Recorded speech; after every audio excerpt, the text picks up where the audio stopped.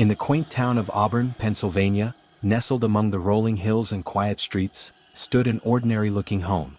The Bretzuis family, a cheerful couple with 2 young children, had moved into the house just a year ago. Excited to create lasting memories in their new home, they never could have imagined the sinister secrets hidden behind its walls. It all began in the spring of 2015 when the family decided to modernize their home by insulating the old walls. Mr. Bretzuis, ever the handyman, started peeling away layers of the aged drywall, expecting to find nothing more than empty space. What he found instead was the stuff of nightmares. As the first section of the wall came down, the unmistakable stench of decay hit him like a wave. A foul odor so thick it made his stomach churn filled the room. His wife, drawn by the sound of his hammering, came to investigate but froze at the sight of what her husband had uncovered. Wedged tightly within the walls were dozens of small, wrapped bundles. With growing unease, they began to remove the bundles one by one. Each was carefully wrapped in old newspapers, yellowed with time. As they opened the first package, the couple recoiled in horror. It contained the skeletal remains of a small animal. Further investigation revealed more of the same: the carcasses of birds, rodents, and other small creatures, preserved in layers of time-worn newsprint dating back to the 1930s and 1940s. But the mystery didn't end there. Alongside the remains were peculiar items: half-used jars of spices, crude handmade trinkets, and scraps of cloth. Confused and terrified, the family contacted local authorities and historians to make sense of their grisly find. An expert from Kutztown was called to examine the artifacts and carcasses. After thorough analysis, the shocking truth came to light. The items were part of a long-forgotten practice known as pow-wow or Dutch magic. This esoteric tradition, brought to Pennsylvania by German-speaking settlers in the 1600s and 1700s, was a blend of folk remedies, spiritual protection, and occasionally darker rituals. Pow-wow was often benign, focused on healing minor ailments or ensuring the health of livestock. However, the tradition also included more sinister spells, some of which involved binding spirits or summoning forces beyond human comprehension. The presence of the dead animals and strange items in the walls suggested a ritual meant to either ward off evil or perhaps invoke it. The more the family learned, the more uneasy they became. While the discovery was fascinating to local historians, the Bretzuis family was left grappling with the disturbing implications. What kind of energy lingered within their home? Was the strange illness that had plagued them for months, constant fatigue, headaches, and respiratory issues, connected to the black mold growing on the decaying remains? As days turned into weeks, the stench persisted, refusing to be banished despite countless cleaning efforts. Even more unsettling were the whispers. At first, the family dismissed them as the creaks and groans of an old house. But as they lay in bed at night, they began to hear faint murmurs, as if voices were calling out from within the walls. What began as a simple renovation project had turned into a waking nightmare. The family's once cozy home now felt oppressive, as though the spirits of those rituals long past were still watching, waiting, and perhaps hungering for something more. And so, the Bretzuis family faced a chilling question. Would they uncover more secrets if they kept tearing down the walls? Or had they already disturbed something that was never meant to be found? The discovery in the walls left the Bretzuis family reeling. Every creak, every groan of the house now seemed amplified, carrying with it a sinister weight.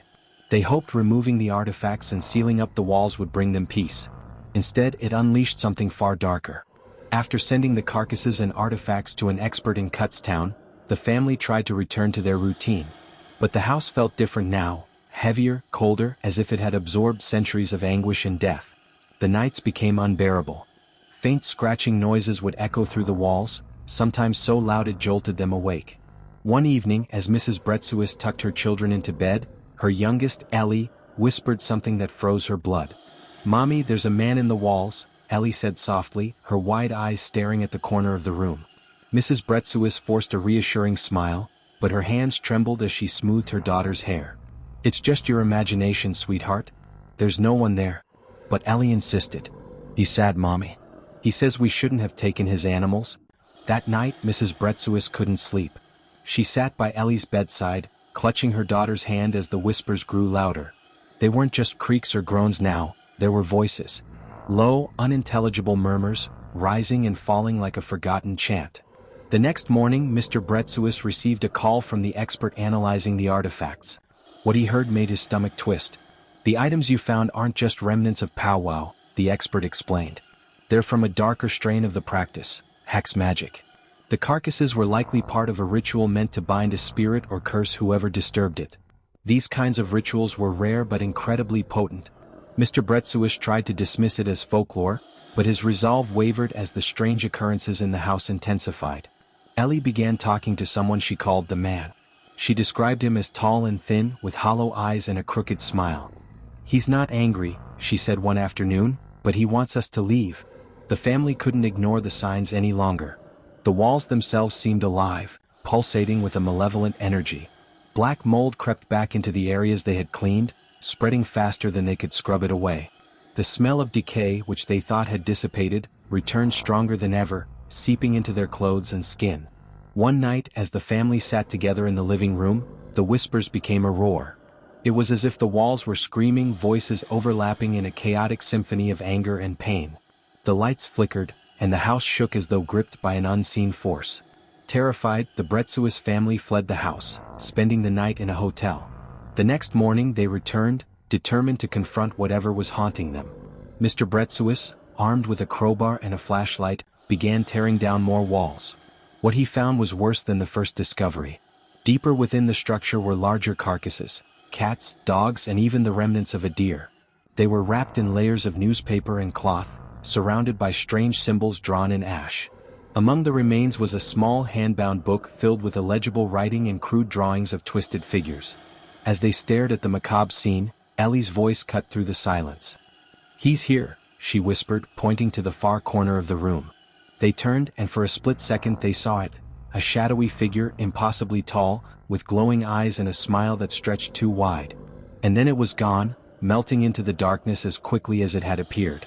Panicked, the family called a local historian specializing in Pennsylvania Dutch culture. The historian confirmed their worst fears. The house had likely been owned by a practitioner of dark pow-wow magic, someone who had used these rituals to bind spirits and cast powerful curses. Disturbing the artifacts had broken the binding, unleashing whatever had been trapped within the walls. The historian warned them that leaving the house might not end the torment. "The spirit has been disturbed. It's no longer tied to the house, it's tied to you." The Bretzuis family was left with an impossible choice: stay and fight the growing malevolence in their home or flee, knowing the darkness might follow them wherever they went. As night fell, the whispers returned, louder than ever. This time they were unmistakable, forming words that chilled the family to their core. "Get out." The Bretzuis family spent the next few nights in a state of restless terror. Every attempt to leave the house was met with failure. Their car refused to start, appliances malfunctioned, and their phones died inexplicably. It was as though the house itself was determined to keep them there. The historian, now a reluctant ally, returned with more chilling news. The ritual that bound the spirits in your walls was not just meant for protection or curse, it's a tether. These spirits have been fed by the pain and fear of whoever lived here before you. And now they're feeding on you? Mr. Bretzuis clenched his fists, his face pale but resolute. "How do we stop it? How do we end this nightmare?" The historian hesitated. "You'll need to perform a counter-ritual. But it's dangerous. If done incorrectly, it could strengthen the curse or even summon more entities." With no other options, the family agreed. They spent the next day gathering the required items: blessed salt, iron nails, sage, and candles.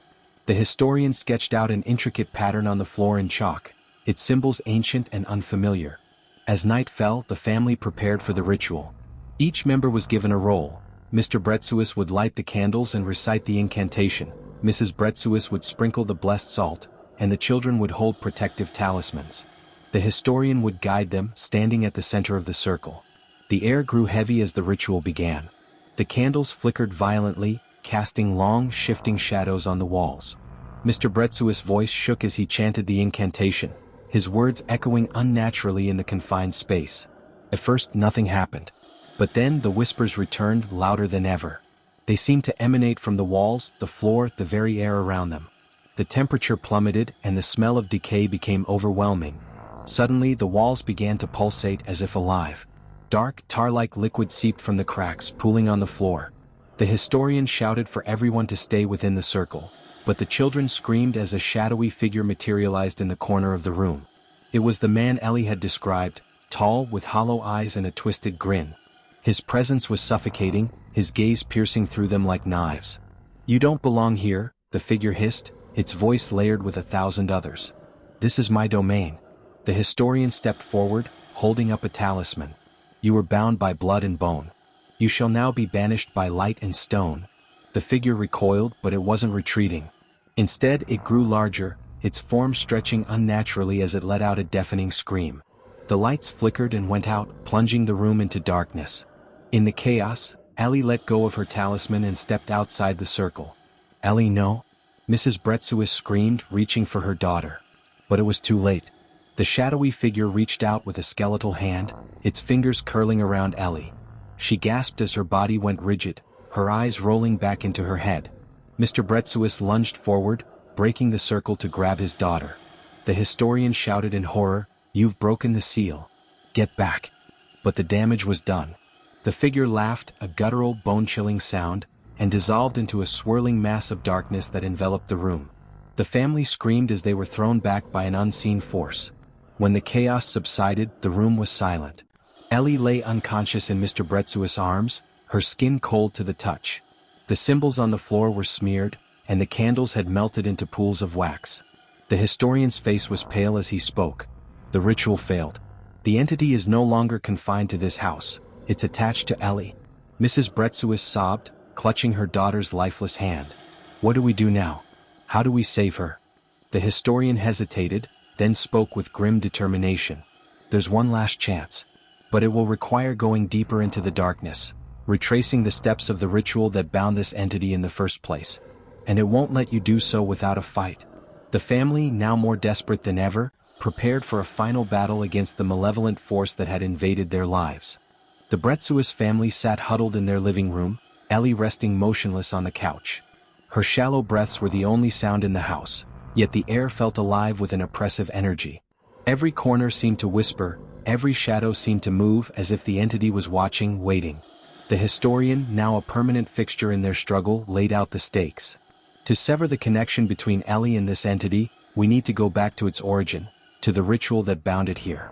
We need to uncover the reason it was summoned in the first place. Only then can we hope to banish it. But how do we even do that? Mr. Bretzuis asked, his voice strained. The historian handed him a stack of aged, crumbling documents. These were found with the carcasses. They're written in Old High German, the language of the Pennsylvania Dutch. They describe the ritual that was performed here.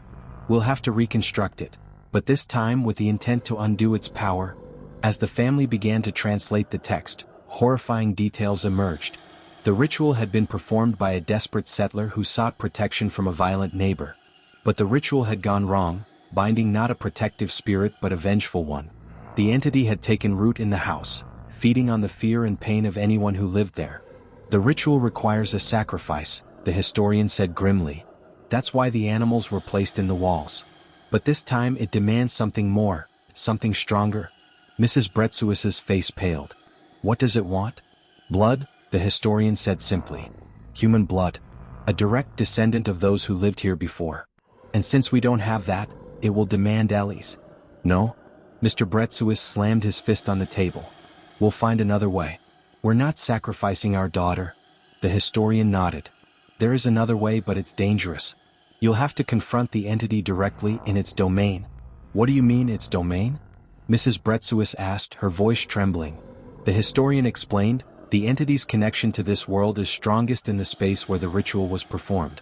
If we can find that spot, we might be able to open a doorway into its realm and face it head-on. But be warned, entering its domain is like stepping into a nightmare. It will twist your mind, exploit your fears, and do everything it can to keep you there." Despite their terror, the family agreed. Armed with candles, protective talismans, and the ritual instructions, they descended into the basement, the most likely site of the original ritual. The air grew colder with every step. The basement was dark and damp, its walls lined with strange, ancient symbols etched into the stone. In the center of the room was a circle of scorched earth, surrounded by remnants of burnt candles and animal bones. "This is it," the historian whispered. "The gateway." He began to chant, his voice steady but tense. The symbols on the walls began to glow faintly, their light pulsating in time with the rhythmic cadence of his words. The circle in the center of the room darkened, the shadows within it swirling like a vortex. As the portal opened, the family felt a pull, as if the very air around them was being sucked into the void. The historian handed them each a talisman. "Hold on to these. They're your only protection. Once inside, find the entity's anchor, the object it's tied to, and destroy it. But remember, it will try to deceive you. Stay together and stay focused. One by one, they stepped into the portal, the world around them dissolving into darkness. The other side was a distorted version of their home, twisted and decayed. The walls were alive, pulsating with a sickly, greenish light. The air was thick with a nauseating stench, and the whispers were deafening, each voice overlapping the other in a cacophony of torment. Ellie, now seemingly awake but not herself, stood at the center of the room. Her eyes were hollow, her expression blank. The entity loomed behind her, its form shifting and writhing, a mass of shadow and malice. "You cannot save her," the entity hissed, its voice echoing with countless others. "She belongs to me now." Mr. Bretzuis stepped forward, clutching his talisman. "We're not afraid of you." The entity laughed, a chilling guttural sound. "You should be." The room warped around them, each family member suddenly isolated in their own nightmare. Mr. Bretzuis found himself in a forest, chased by shadowy figures. Mrs. Bretzuis was trapped in a room filled with mirrors, each reflection showing a version of Ellie screaming for help. The historian faced a younger version of himself, accusing him of past failures. But it was Ellie's nightmare that was the most horrifying. She stood in a field of dead animals, their eyes staring blankly at her, as the entity whispered in her ear, filling her mind with lies. Summoning every ounce of courage, the family fought through their fears, calling out to each other, their voices breaking through the entity's illusions. Together, they found themselves back in the twisted version of their basement, the entity now visibly weakened. "There!" the historian shouted, pointing to a small, blood-stained doll lying at the entity's feet. "That's its anchor. Destroy it." Mr. Bretzuis lunged for the doll, but the entity blocked him, its form solidifying into a monstrous, clawed figure. The family fought desperately, using their talismans to deflect its attacks. Finally, Mrs. Bretzuis grabbed the doll and smashed it against the ground, shattering it into pieces. The entity let out a deafening scream as its form began to dissolve, the shadows retreating into the void. The family awoke on the basement floor, the air still and silent. Ellie stirred, her eyes returning to their normal, bright color. The curse had been broken. Or so they thought. The Bretzuis family thought the nightmare was over. After smashing the blood-stained doll, the basement had gone still, the oppressive energy lifted, and Ellie seemed herself again. For the first time in weeks, the house was quiet. But quiet does not always mean safe. It started with little things. The sound of footsteps in the attic even though no one was up there. Objects disappearing and reappearing in odd places. The family brushed it off, desperate to believe their ordeal was behind them. "It's just our imagination," Mrs. Bretzuis told herself one night, as the sound of a faint knock echoed from the walls. Ellie, however, wasn't so sure. She woke up in the middle of the night to find her bedroom freezing cold, her breath visible in the air. At the foot of her bed, she thought she saw a shadow, tall, slender, and still. "Mom," she whispered, but the shadow didn't move. When she blinked, it was gone. The next morning, Ellie told her parents, but they dismissed it as lingering fear from the recent events. "You've been through a lot," Mr. Bretzuis said gently. "Your mind is just playing tricks on you." But by the end of the day, even he couldn't deny the signs. The family cat, Pepper, was found clawing at the walls in the living room, hissing and growling at something unseen. A photo of Ellie from the mantel had fallen, the glass shattered, though no one had been near it. And that evening, when Mrs. Bretzuis went to light a candle in the kitchen, the flame flared unnaturally high before going out on its own. The historian returned to the house the following day after hearing about the strange occurrences. He looked more concerned than ever as he examined the basement again, his flashlight casting eerie shadows on the stone walls. "This isn't over," he said, his voice heavy. "Destroying the anchor weakened the entity, but it didn't banish it completely. There's still a connection to this house. Something, or someone, is keeping it here." "What do you mean, someone?" Mrs. Bretzuis asked, her hands trembling. The historian hesitated, then turned to Ellie. "You were its target. Its chosen vessel. Even though we broke the ritual, part of it still lingers in you." Ellie gasped, tears welling in her eyes. "No, I feel fine. It's not in me." "It's not about possession anymore," the historian explained. "The entity isn't inside you, but it's tied to you. It feeds on your fear, your emotions. As long as you're afraid, it will stay tethered to this house, and to you." The family was silent, the weight of his words sinking in. "So what do we do now?" Mr. Bretzuis finally asked. The historian took a deep breath. "We have to sever the connection completely. That means performing a counter-ritual, one that will banish the entity for good. But it's dangerous. The entity will fight back harder than ever. And, he paused, his eyes on Ellie. Ellie will have to face it directly. She's the only one who can break the bond. No? Mrs. Bretzuis cried, pulling Ellie close. She's just a child. There has to be another way. There isn't, the historian said grimly. If we don't act now, the entity will only grow stronger. It will start to spread beyond this house, beyond Ellie. It could consume everything. Ellie, her voice trembling but determined, spoke up. I'll do it. Ellie, no, her mother protested, but Ellie shook her head. I don't want to be afraid anymore, she said. If this is the only way to stop it, then I'll do it. The historian nodded. We'll need to prepare. The ritual must be performed at the stroke of midnight in the basement, where the entity's power is strongest. We'll need symbols of protection, candles, and something personal of Ellie's to anchor her to our world while she confronts the entity in its realm. The family spent the rest of the day gathering the necessary items.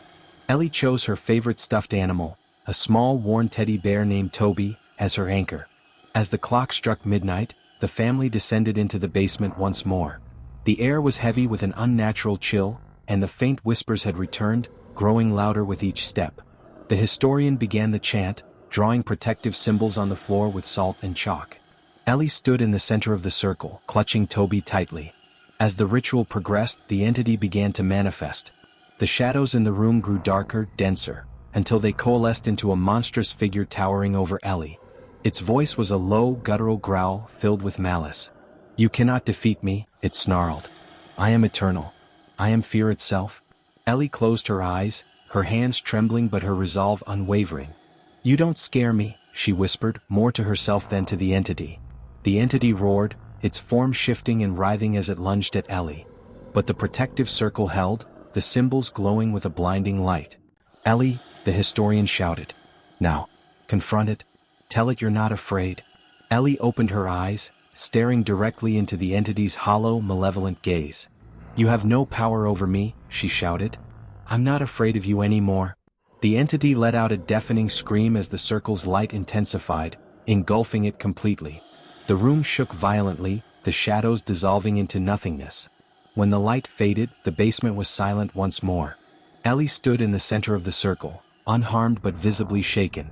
It's over, the historian said softly. Or so they thought. The days following the ritual were eerily calm. For the first time in months, the Bretzuis family slept soundly. The house felt lighter, as though a heavy weight had been lifted. Even Ellie seemed to regain her brightness, smiling more and clutching her teddy bear, Toby, as if it were a shield of strength. The historian left the family with words of reassurance. The connection is severed. The entity is gone. You're safe now. But safety, they would learn, was an illusion. 2 weeks later, on a crisp evening, Mr. Bretzuis was fixing the basement stairs when he noticed something unusual. A faint symbol etched into the wooden beam beneath the steps caught his eye. It wasn't one of the protective sigils they had drawn. It was older, more sinister. A spiral with jagged edges, carved so deep it seemed to pulse with malevolence. As he reached out to touch it, a sudden chill ran up his arm, and the air in the basement grew dense. He backed away, heart pounding, and rushed upstairs to tell his wife. Maybe it's just old markings, Mrs. Bretzuis said, trying to calm her own unease. This house has been here for centuries. But deep down they both knew the truth. Something wasn't right. That night, Ellie woke to the sound of faint whispers. At first, she thought it was her parents talking in the hallway, but the voices were strange, garbled and echoing as though coming from far away. She turned on her bedside lamp, but the bulb flickered and died, plunging her room into darkness. Gripping Toby tightly, she whispered, You can't scare me. You're gone. But the whispers grew louder, more insistent. The next morning, Mrs. Bretzuis found Ellie sitting silently at the breakfast table, her face pale. I heard it again, Ellie said, her voice barely audible. It's not gone, Mom. It's still here. Determined to get answers, the family called the historian back. He arrived that evening, his face grave as he listened to their story.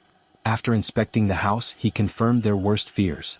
The ritual banished the entity, he explained, but it didn't destroy it. Pieces of its essence remain, anchored to this house by something we missed. That symbol you found in the basement, it's a ward, but not a protective one. It's a tether. Someone, or something, tied the entity here long before you moved in. The historian's words sent a chill through the room. What can we do? Mr. Bretzuis asked, his voice shaking. There's one last thing we can try, the historian said. But it's dangerous. We'll need to find the original tether and destroy it. That will sever the entity's connection to this house for good. But, he hesitated. But what? Mrs. Bretzuis demanded. The tether is likely hidden deep within the house, and the entity will do everything in its power to protect it. If we disturb it, the entity will manifest again, stronger than before. Despite the danger, the family agreed. They couldn't live in fear anymore. The search began that night. Armed with flashlights, the historian, Mr. Bretzuis, and Ellie combed through every inch of the house while Mrs. Bretzuis stayed upstairs, ready to call for help if needed. Hours passed with no sign of the tether. Just as they were about to give up, Ellie noticed something odd in the corner of the basement, a loose brick in the wall. She pointed it out and Mr. Bretzuis carefully pried it free. Behind the brick was a small, dark cavity. Inside lay a bundle of objects, a worn leather pouch tied with fraying twine, and a lock of hair wrapped around a bone. The historian's face darkened. This is it. This is the tether. As he reached for the pouch, the temperature in the basement plummeted. The whispers returned, louder and more aggressive, and the lights began to flicker. Quickly, the historian shouted. We have to destroy it. Mr. Bretzuis grabbed a hammer and struck the pouch. The whispers turned into a deafening roar, and the walls seemed to tremble as the entity began to manifest again. Its shadowy form loomed over them, larger and more menacing than ever. Ellie, clutching Toby, stepped forward. You don't belong here, she shouted. Leave us alone. The entity's hollow eyes fixed on her, and for a moment, the whispers softened. Destroy it now, the historian yelled. With one final blow, the pouch and its contents were reduced to dust. The entity let out an ear-piercing scream, its form unraveling like smoke in the wind. The house fell silent. For the first time, the air felt truly still. It's over, the historian said, his voice filled with relief. This time for good? Or so they thought. As the dust settled in the basement, the Bretzuis family felt an overwhelming sense of relief. The oppressive presence that had haunted their lives seemed to be gone for good. But the historian remained uneasy. He knew that centuries-old curses didn't vanish without leaving scars. The next morning, as sunlight streamed through the kitchen windows, Mrs. Bretzuis prepared breakfast. For the first time in months, the house seemed peaceful. Ellie played in the living room, her laughter filling the air. Mr. Bretzuis leaned against the doorframe, sipping his coffee and smiling at the normalcy they had fought so hard to reclaim. But beneath the surface, the house still held its secrets. Later that evening, the historian called the family together. He held an old leather-bound book he had retrieved from his car. There's something you need to know, he began, his voice heavy. I've been researching the origins of the entity and the tether we destroyed. This house, it has a history darker than we imagined. He opened the book to a faded page covered in handwritten notes. The original owner of this house wasn't just a practitioner of pow-wow. He delved into something much darker, rituals to bind spirits for power and protection. The tether we destroyed wasn't the only one. This house has seen generations of suffering, and those spirits are still trapped here, even if the entity is gone. Mrs. Bretzuis clutched her husband's hand. Are you saying we're still in danger? Not in the way you were before, the historian explained. The malevolent force is gone, but the echoes of the past remain. This house will never truly be free. The historian's words hung in the air like a storm cloud. What should we do? Mr. Bretzuis asked. The historian sighed. The safest option is to leave. Some places are simply too cursed to be saved. But if you stay, you must accept the house for what it is, a place marked by darkness and pain. You can live here, but you must always respect the spirits that linger. The family spent the night debating their future. Ellie, who had been through the worst of the ordeal, surprised them all with her resilience. This is our home, she said firmly. We fought for it and we won. We can't let the past scare us away. In the weeks that followed, the Bretzuis family made peace with their home's history. They learned to live with the occasional whispers and cold spots, understanding that the spirits were no longer a threat. Instead of fearing the house, they began to honor its past, keeping fresh flowers in the basement and lighting candles on the anniversary of the tether's destruction. But late at night, when the wind howled through the trees and shadows danced across the walls, they couldn't shake the feeling that they were being watched. One evening, as Mrs. Bretzuis tucked Ellie into bed, her daughter looked up at her and whispered, "Mom, I think they're happy now." "Who's happy, sweetheart?" "The spirits," Ellie said with a smile. "They're not angry anymore. They're just here." Mrs. Bretzuis kissed her daughter's forehead, trying to ignore the chill that ran down her spine. The house remained quiet for years, but the Bretzuis family knew it would never truly be theirs. It belonged to the past, to the spirits who had lived, suffered, and died within its walls. As the family moved on with their lives, they carried the memory of their ordeal as a reminder. Some battles leave scars and some homes will always belong to the dead. The end. Thank you for joining us on this chilling journey. If you enjoyed this story, don't forget to like, share, and subscribe to Night Story for more haunting tales.